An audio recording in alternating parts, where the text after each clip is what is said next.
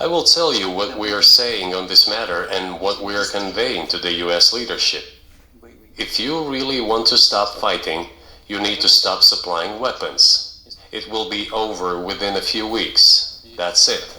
And then we can agree on some terms. Before you do that, stop. What's easier? Why would I call him? What should I talk to him about? Or beg him for what? And what messages do you get back? You're going to deliver such and such weapons to Ukraine? Oh, I'm afraid, please don't. What is there to talk about? Do you think NATO is worried about this becoming a global war or a nuclear conflict? At least that's what they're talking about. And they're trying to intimidate their own population with an imaginary Russian threat. This is an obvious fact.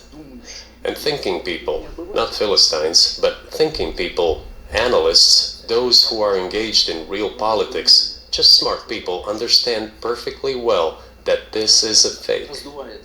They're trying to fuel the Russian threat. The threat I think you're referring to is a Russian invasion of Poland, Latvia, expansionist behavior. Can you imagine a scenario where you sent Russian troops to Poland?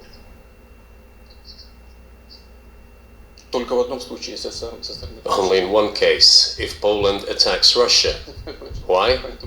Because we have no interest in Poland, Latvia, or anywhere else. Why would we do that?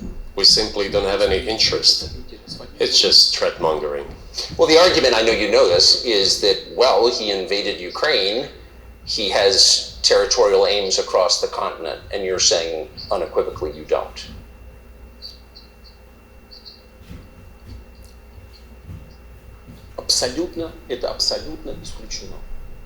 It is absolutely out of the question. You just don't have to be any kind of analyst. It goes against common sense to get involved in some kind of a global war.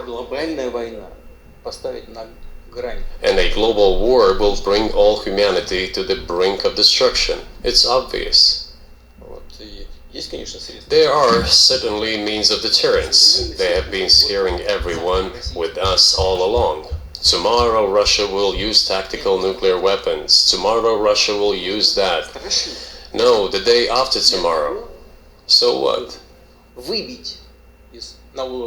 In order to extort additional money from US taxpayers and European taxpayers in the confrontation with Russia in the Ukrainian theater of war. The goal is to weaken Russia as much as possible. One of our senior United States senators from the state of New York, Chuck Schumer, said yesterday, I believe, that we have to continue to fund the Ukrainian effort, or U.S. soldiers, citizens could wind up fighting there. How do you assess that?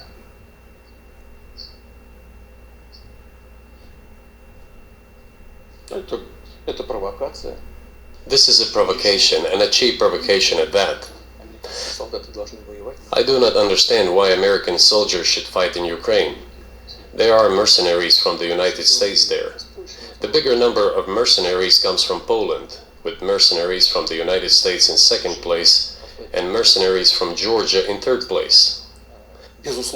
Well, if somebody has the desire to send regular troops, that would certainly bring humanity to the brink of very serious global conflict. This is obvious. Do the United States need this? What for? Thousands of miles away from your national territory. Don't you have anything better to do? You have issues on the border, issues with migration, issues with the national debt, more than $33 trillion. You have nothing better to do, so you should fight in Ukraine? Wouldn't it be better to negotiate with Russia? Make an agreement, already understanding the situation that is developing today, realizing that Russia will fight for its interests to the end? And realizing this, actually return to common sense, start respecting our country and its interests, and look for certain solutions. It seems to me that this is much smarter and more rational. Who blew up Nord Stream? You for sure. I was busy that day. Nate, I did not blow up Nord Stream. Thank you, though. У вас лично, может быть, есть алиби, у вас лично. You personally may have an alibi, but the CIA has no such alibi. Do you have evidence that NATO or the CIA did it?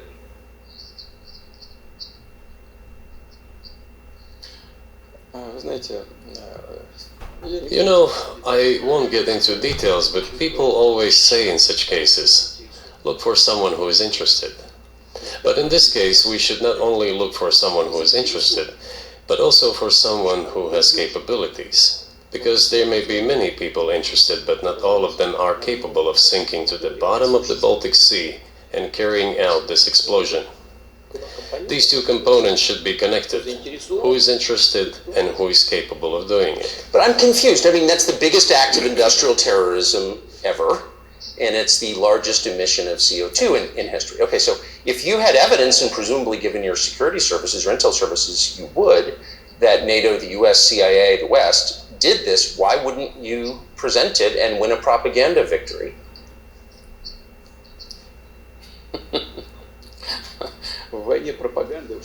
In the war of propaganda, it is very difficult to defeat the United States because the United States controls all the world's media and many European media. The ultimate beneficiary of the biggest European media are American financial institutions. Don't you know that? So it is possible to get involved in this work, but it is cost prohibitive, so to speak. We can simply shine the spotlight on our sources of information, and we will not achieve results. It is clear to the whole world what happened, and even American analysts talk about it directly. It's true. Yes, but here's a question you may be able to answer. You worked in Germany, famously. The Germans clearly know that their NATO partner did this, and it damaged their economy greatly. It may never recover. Why are they being silent about it? That's very confusing to me. Why wouldn't the Germans say something about it? This also confuses me. But today's German leadership is guided by the interests of the collective West rather than its national interests. Otherwise, it is difficult to explain the logic of their action or inaction. After all, it is not only about Nord Stream 1, which was blown up, and the Nord Stream 2 was damaged, but one pipe is safe and sound and gas can be supplied to Europe through it. But Germany does not open it. We are ready, please. There's another route through Poland called Yamal Europe, which also allows for large flow. Poland has closed it, but Poland pecks from the German hand. It receives money from the pan-European funds, and Germany is the main donor to these pan-European funds. Germany feeds Poland to a certain extent, and they close their route to Germany. Why? I don't understand. Ukraine, to which the Germans supply weapons and give money. Germany is the second sponsor of the United States in terms of financial aid to Ukraine. There are two gas routes through Ukraine. They simply closed one route. The Ukrainians open the second route and please get gas from Russia. They do not open it. Why don't the Germans say, look guys, we give you money and weapons, open up the valve, please, let the gas from Russia pass through for us. We're buying liquefied gas at exorbitant prices in Europe, which brings the level of our competitiveness and economy in general down to zero. Do you want us to give you money? Let us have the decent existence. Make money for our economy, because this is where the money we give you comes from. They refuse to do so. Why? Ask them. That is what is like in their heads. Those are highly incompetent people. Well, maybe the world is breaking into two hemispheres, one with cheap energy, the other without. And I want to ask you that. If we're now a multipolar world, obviously we are, can you describe the blocks of alliances? Who is in each side, do you think? Listen, you have said that the world is breaking into two hemispheres. A human brain is divided into two hemispheres. одну сферу деятельности, другая более креативная. One is responsible for one type of activities, the other one is more about creativity and so on. But it is still one and the same head. The world should be a single whole. Security should be shared rather than meant for the golden billion. That is the only scenario where the world could be stable, sustainable, and predictable. Until then, while the head is split in two parts, it is an illness, a serious adverse condition. It is a period of severe disease that the world is going through now. But I think that thanks to honest journalism, this work is akin to work of the doctors. This could somehow be remedied. Well, let's just give one example, the US dollar, which has kind of united the world in a lot of ways, maybe not to your advantage, but certainly to ours. Is that going away as the reserve currency, the universally accepted currency? How have sanctions, do you think, changed the dollar's place in the world? Знаете, это одна из грубейших You know, to use the dollar as a tool of foreign policy struggle is one of the biggest strategic mistakes made by the US political leadership. Это основа основ могущества США. The dollar is the cornerstone of the United States power. I think everyone understands very well that no matter how many dollars are printed, they are quickly dispersed all over the world. 3%, примерно 3-4, что приемлемо для США абсолютно. Inflation in the United States is minimal. It's about 3 or 3.4%, which is, I think, totally acceptable for the US. But they won't stop printing. What does the debt of $33 trillion tell us about? It is about the emission. Как только политическое руководство приняло решение использовать доллар в качестве инструмента политической борьбы. Nevertheless, it is the main weapon used by the United States to preserve its power across the world. As soon as the political leadership decided to use the US dollar as a tool of political struggle, a blow was dealt to this American power. I would not like to use any strong language, but it is a stupid thing to do and a grave mistake. Все смотрят на то, что происходит, и начинают искать. Look at what is going on in the world. Even the United States allies are now downsizing their dollar reserves. Seeing this, everyone starts looking for ways to protect themselves.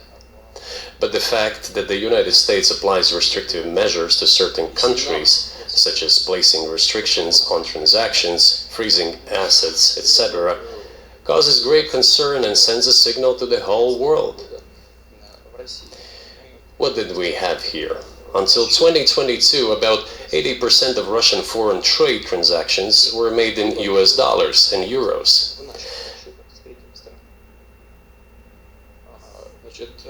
US dollars accounted for approximately 50% of our transactions with third countries, while currently it is down to 13%. It wasn't us who banned the use of the US dollar. США приняли решение ограничить наши расчеты в долларе. We had no such intention.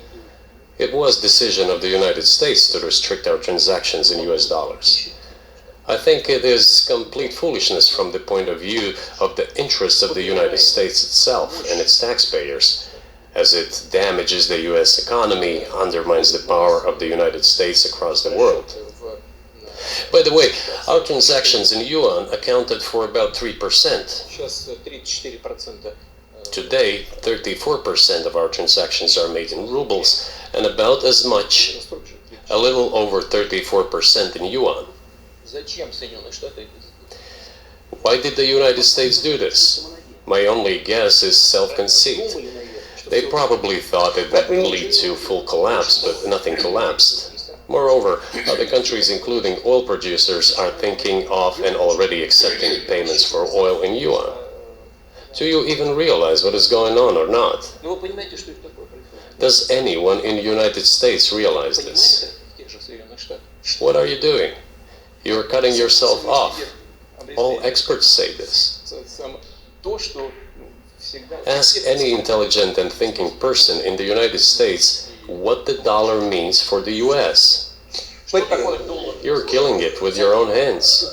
I think that's a fair assessment. The question is what comes next, and maybe you trade one colonial power for another, much less sentimental and forgiving colonial power. I mean, is the BRICS, for example, in danger of being completely dominated by the Chinese economy in a way that's not good for their sovereignty? Do you worry about that? Well, we have heard those boogeyman stories before. It is a boogeyman story. We're neighbors with China. You cannot choose neighbors just as you cannot choose close relatives. We share a border of 1,000 kilometers with them. This is number one. Second, we have a centuries-long history of coexistence. We're used to it. Third, China's foreign policy philosophy is not aggressive. Its idea is to always look for compromise, and we can see that. The next point is as follows. We are always told the same boogeyman story, and here it goes again, through an euphemistic form, but it is still the same boogeyman story. The cooperation with China keeps increasing. The pace at which China's cooperation with Europe is growing is higher and greater than that of the growth of Chinese-Russian cooperation. Ask Europeans, aren't they afraid? They might be, I don't know. But they are still trying to access China's market at all costs, especially now that they are facing economic problems.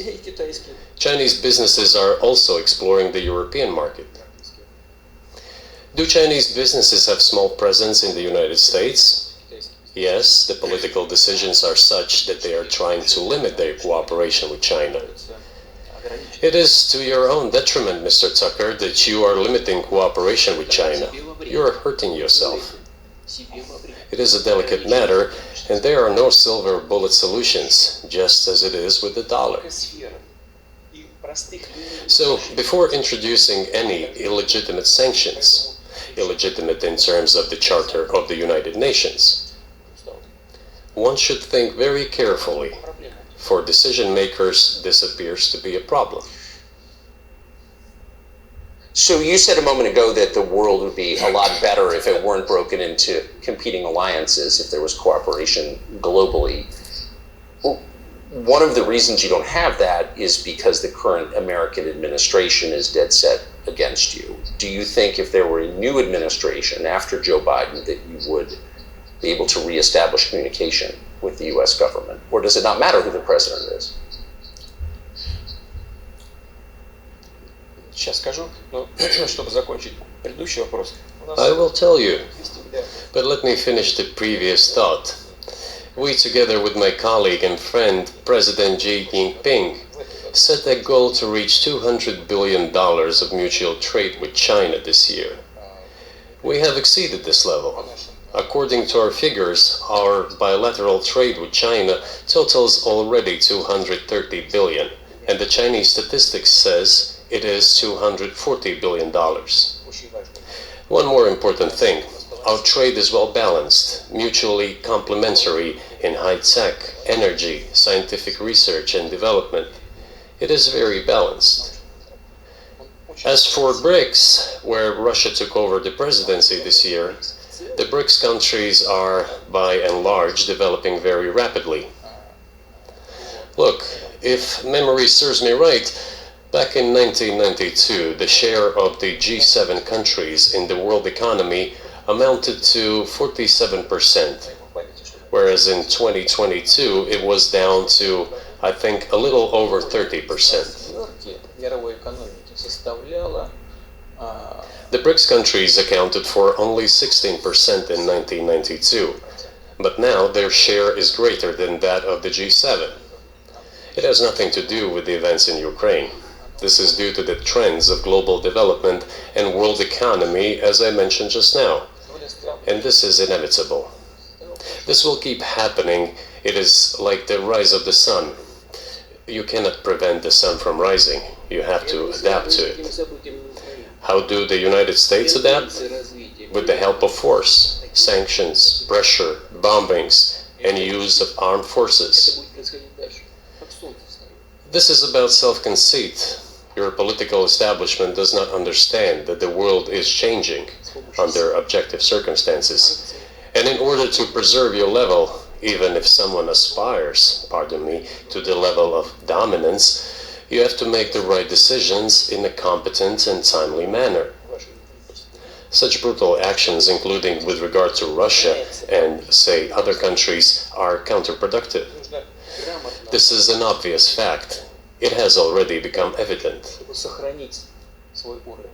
Извините меня, даже если You just asked me if another leader comes and changes something. действие, It is not about the leader. It is not about the personality of a particular person. это очевидный I had a very good relationship with, say, Bush. I know that in the United States, что-то изменить. he was portrayed as some kind of a country boy who does not understand much. Добрые парни говорят, ничего не скажут. I assure you that this is not the case. I think he made a lot of mistakes with regard to Russia too. Деревенский парень, I told you about 2008 and the decision in Bucharest to open the NATO's doors for Ukraine and so on. That happened during his presidency. He actually exercised pressure on the Europeans. But in general, on a personal human level, I had a very good relationship with him. He was no worse than any other American or Russian or European politician. на человеческом уровне. I assure you, he understood what he was doing as well as others. Любого другого I had such personal relationship with Trump as well. политика, уверяю, он все понимал, что он делает. Так же, как и другие It is not about the personality of the leader, it is about the elite's mindset. лидеры. Дело в настроениях. If the idea of domination at any cost, based also on forceful actions, dominates the American society, nothing will change. It will only get worse.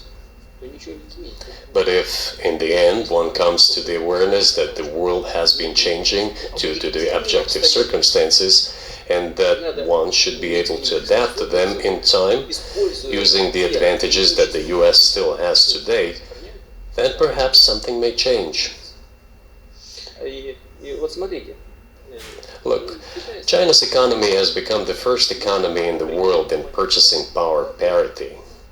In terms of volume, it overtook the US a long time ago. Потом Индия. The USA comes second, then India, 1.5 billion people, and then Japan, with Russia in the fifth place. За прошлый год стала Russia was the first